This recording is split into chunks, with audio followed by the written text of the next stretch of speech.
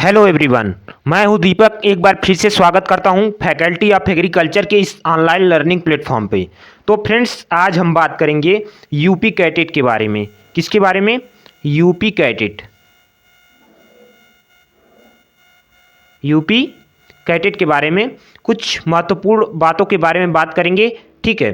तो फ्रेंड्स, आज भी बहुत सारे ऐसे इंटर कॉलेज हैं जहां पर छात्रों को यूपी कैडेट तथा अन्य प्रतियोगी प्रवेश परीक्षाओं के बारे में मालूम नहीं होता है और जिसके कारण उन्हें अनेक प्रकार की परेशानियों का सामना करना पड़ता है।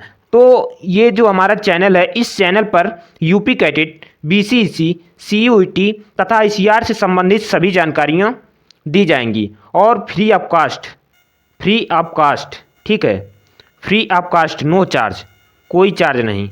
ठीक है, कोई चार्ज नहीं लगेगा और सभी जानकारियां दी जाएंगी और इस पे फ्री ऑफ कास्ट तैयारी करवाई जाएंगी। ठीक है। तो आप लोगों से मेरा रिक्वेस्ट है कि आप लोग उन छात्रों एवं छात्राओं के पास शेयर करिए जो कृषि के क्षेत्र में अपना करियर बनाना चाहते हैं। ठीक। तो चलिए अब हम लोग वीडियो को स्टार्ट करते हैं। स्टार्ट करने से पहले आप लोगों से मेरा रिक्वेस्ट है कि चैनल पर पहली बार विजिट कर रहे हैं तो चैनल को सब्सक्राइब करके बेल आइकन जरूर दबा दीजिएगा। ठीक। तो चलिए स्टार्ट करते हैं। सबसे पहले आप लोग ये बताइएगा कमेंट करके कि आप किस एग्ज़ाम की तैयारी करना चाहते हैं या कर रहे हैं। ठीक है। तो चलिए अब हम लोग स्टार्ट करते हैं। सबसे पहले यूपी कैटेट में जानते हैं कि ये जो यूपी कैटेट है, यूपी कैटेट, तो ये यूपी कैटेट उत्तर प्रदेश का स्टेट लेवल का इंट्रेंस एग्ज़ाम होता है कृषि के क्षेत्र में। ठीक है। तो इसमें 4 यूनिवर्सिटी आती हैं, जैसा कि आप लोगों को मालूम होगा। पहला यूनिवर्सिटी आती है BUAT बांदा। ठीक है, बांदा यूनिवर्सिटी आती है। और दूसरी कौन सी यूनिवर्सिटी आती है? दूसरी आती है आचार्य नरेंद्र देव कृषि विश्वविद्यालय। ठीक है, ये कहाँ पे है? अयोध्या में आपका है। ये देख सकते हैं, अयोध्या में है। ठीक। चलिए अब हम लोग आगे बात करते हैं। और तीसरी आती है आपकी चंद्रशेखर आज़ाद कृषि विश्वविद्यालय। ये कहाँ पड़ता है आपका? ये कानपुर में पड़ता है। ठीक है। चलिए अब हम लोग आगे देखते हैं कि आगे चौथा जो यूनिवर्सिटी है, ये सरदार वल्लभ पंत यूनिवर्सिटी। ये कहाँ पड़ता है? ये आपका मेरठ में पड़ता है, देख सकते हैं आप लोग। ठीक है। तो ये 4 यूनिवर्सिटी आपकी यूपी कैटेट के अंतर्गत आती हैं। ठीक है। चलिए अब हम लोग आगे बात करेंगे कि यूपी कैटेट का जो फॉर्म आता है ये कब आता है और ये इसका सिलेबस क्या होता है। सिलेबस तो हम लोग अगली वीडियो में बात करेंगे, क्योंकि अगर सिलेबस के बारे में बात करेंगे तो ये वीडियो लंबा हो जाएगा। ठीक है। तो सबसे पहले हम लोग एलिजिबिलिटी जानते हैं कि इस प्रवेश परीक्षा को देने के लिए हमारी एलिजिबिलिटी कितनी होनी चाहिए। तो भैया, इस प्रवेश परीक्षा को देने के लिए आपको उत्तर प्रदेश का मूल निवासी होना चाहिए। देखिए यहाँ पे लिखा हुआ है। ठीक है, उत्तर प्रदेश का आपको मूल निवासी होना चाहिए। ऐसे अभ्यर्थी जिन्होंने अर्हता परीक्षा उत्तर प्रदेश से उत्तीर्ण की हो, वे उत्तर प्रदेश में पिछले 5 वर्षों से निवास कर रहे हो। ठीक है। इनके कहने का मतलब है कि आपका इंटरमीडिएट उत्तर प्रदेश से किया हुआ होना चाहिए और उत्तर प्रदेश का मूल निवासी होना चाहिए। ठीक है। चलिए अब हम लोग आगे बात करते हैं कि आगे क्या है। आगे शैक्षणिक योग्यता आपका क्या होना चाहिए? शैक्षणिक योग्यता। ठीक है।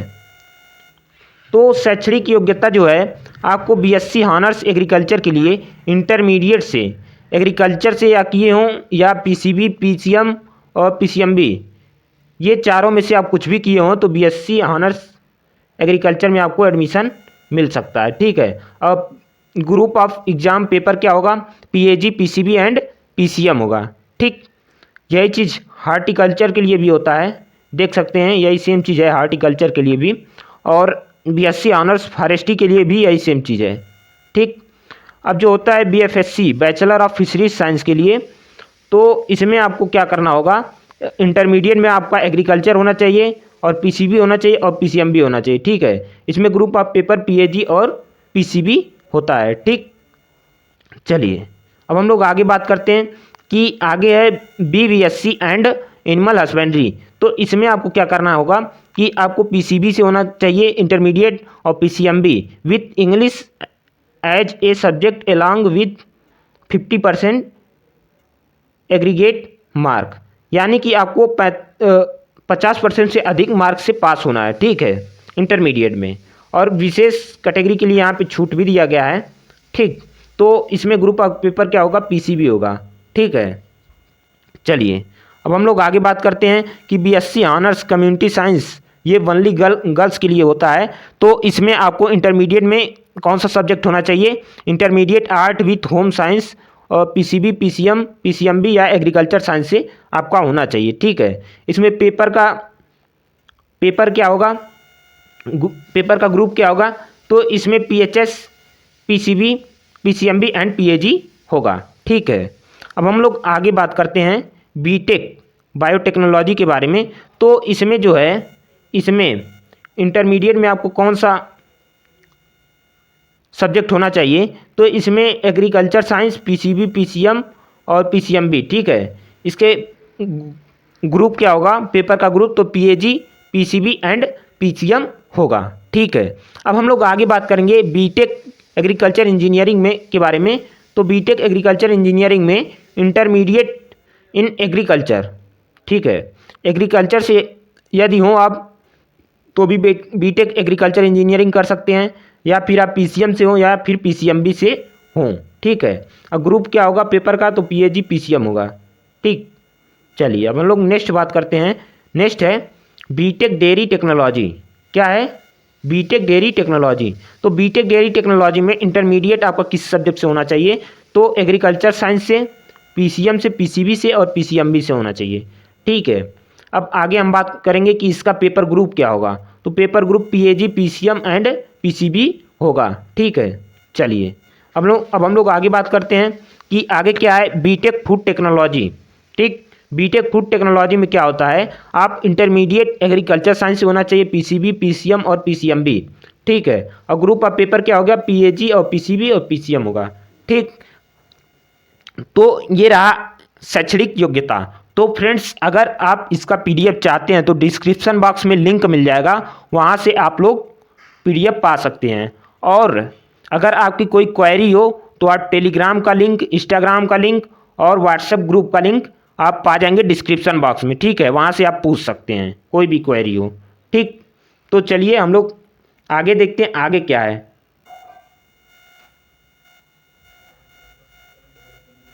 आगे है आयु सीमा, आपकी कितनी होनी चाहिए, फॉर्म भरने के लिए आयु की सीमा कितनी होनी चाहिए। देखिए ये नोटिस जो है ये 2022 की है, 2022 की। तो इसमें आपको 17 साल होना चाहिए, ठीक है, 17 साल होना चाहिए न्यूनतम आयु, और अधिकतम आयु 25 साल होना चाहिए। किसके लिए, बीबीएससी एवं एएच के लिए, यानी बीबीएससी और एनिमल हस्बेंड्री के लिए आपको 17 से 25 साल आयु होनी चाहिए। और मतलब अनुसूचित जनजाति, अन्य पिछड़े वर्ग के लिए अधिकतम आयु 5 वर्ष की छूट दी जाएगी, ठीक है। चलिए अब हम लोग आगे बात करते हैं। लिखा है कि शेष स्नातक पाठ्यक्रमों के लिए 31 दिसंबर 2022 को न्यूनतम आयु 16 वर्ष होनी चाहिए, ठीक है। कुल मिला जुला के आपको ये है कि आप अगर अन्य स्नातक प्रवेश परीक्षा के लिए फॉर्म फिल कर रहे हैं तो आपका न्यूनतम आयु 16 होना चाहिए, ठीक है, और अधिकतम आयु 22 वर्ष होना चाहिए, यहाँ दिया हुआ है देख लीजिए। और बाकी छूट वही 5 वर्ष की दी जाएगी, ठीक है। चलिए अब आगे लिखा हुआ है कि सभी पाठ्यक्रमों में दिव्यांगजनों को ऊपरी आयु सीमा की 5 वर्ष की छूट अनुमान्य की जाएगी, ठीक है, 5 वर्ष की छूट दी जाएगी, ठीक। चलिए अब हम लोग आगे देखते हैं कि आगे क्या है। तो आगे आपका है परीक्षा पद्धति। परीक्षा पद्धति क्या है, तो इसमें जो है परीक्षा पद्धति में आपको कुल 200 वस्तुनिष्ठ प्रश्न दिए जाएंगे, ठीक। और कितने, 3 घंटे का पेपर होगा, 3 घंटे का पेपर होगा, 3 घंटे का, ठीक है। 200 क्वेश्चन आएंगे, ठीक है। और क्या होगा ग्रुप ऑफ पेपर, तो पीसीबी, पीसीएम, पीएजी और पीएचएस। कोड नंबर यहाँ दिया हुआ है, ठीक है। इसी तरीके से आपका होगा। चलिए अब हम लोग आगे बात करते हैं कि आगे क्या है।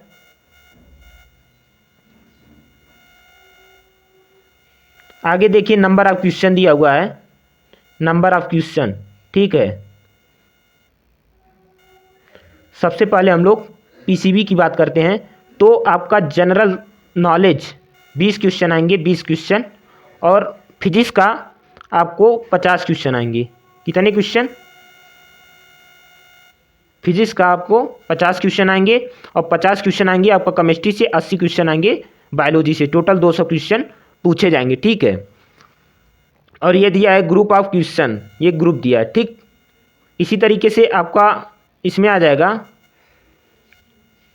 पीसीएम में। तो पीसीएम में आ जाएगा 20 जीके से, 50 फिजिक्स से, 50 केमिस्ट्री से, 80 मैथ से, ठीक। चलिए अब हम लोग आगे पीएजी का देखते हैं। ये जो पीएजी है, पीएजी का टोटल देखते हैं। इसे आप लोग ध्यान से देखेंगे। इसमें जीके से 20 क्वेश्चन आएंगे, ठीक है, और 25 क्वेश्चन आएंगे आपका फिजिक्स से, एग्रीकल्चर फिजिक्स से, और एग्रीकल्चर केमिस्ट्री से आएंगे 25 क्वेश्चन। 25 क्वेश्चन आएंगे जूलॉजी से, एग्रीकल्चर जूलॉजी से, और 25 क्वेश्चन एग्रीकल्चर बॉटनी से आएंगे, 25 क्वेश्चन एग्रोनॉमी से आएंगे, ठीक है। अब आता है animal husbandry and dairy science से 10 क्वेश्चन आएंगे, 10 क्वेश्चन, ठीक। हार्टिकल्चर से आपका 15 क्वेश्चन आएंगे, और 10 क्वेश्चन आएंगे एग्रीकल्चर इंजीनियरिंग से, ठीक है। अब आगे हम लोग बात करते हैं mathematics, agriculture, statics and maths से आएंगे 20 क्वेश्चन, और टोटल 200 क्वेश्चन होंगे, ठीक है। टोटल 200 क्वेश्चन होंगे। यदि आपको पीएजी ग्रुप से तैयारी करनी है तो हमारे ही चैनल, इसी चैनल पे आपको जल्द ही एक बैच स्टार्ट किया जा रहा है, उसको आप लोग ज्वाइन कर सकते हैं, ठीक है। और इस बैच को ज़्यादा से ज़्यादा आप लोग शेयर करेंगे, ठीक। चलिए अब पीएचएस से देख लेते हैं। पीएचएस से क्या होता है कि 20 क्वेश्चन जीके से होंगे, 25 क्वेश्चन इंग्लिश से होंगे, 25 क्वेश्चन हिंदी से होंगे, और सोशियोलॉजी से 20 क्वेश्चन होंगे, इकोनॉमिक्स से 15 क्वेश्चन होंगे, और 15 क्वेश्चन आपका जियोग्राफी से होंगे, 80 क्वेश्चन होम साइंस से होंगे।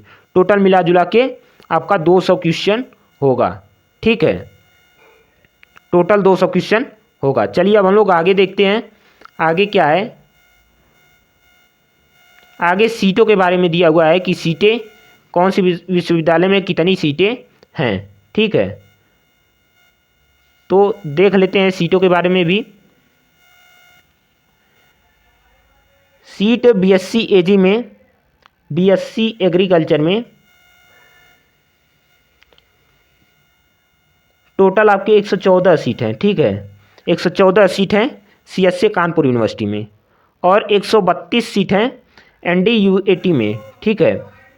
और एसबी पीयूएटी में आपका 117 सीट हैं, और बीयूएटी में 104 सीटें हैं। ये था बीएससी ऑनर्स इन एग्रीकल्चर का, ठीक है। चलिए अब हम लोग आगे देखते हैं कि यहाँ पे देखते हैं लखीमपुर खीरी कैंपस में कितना है। तो लखीमपुर खीरी कैंपस में आपका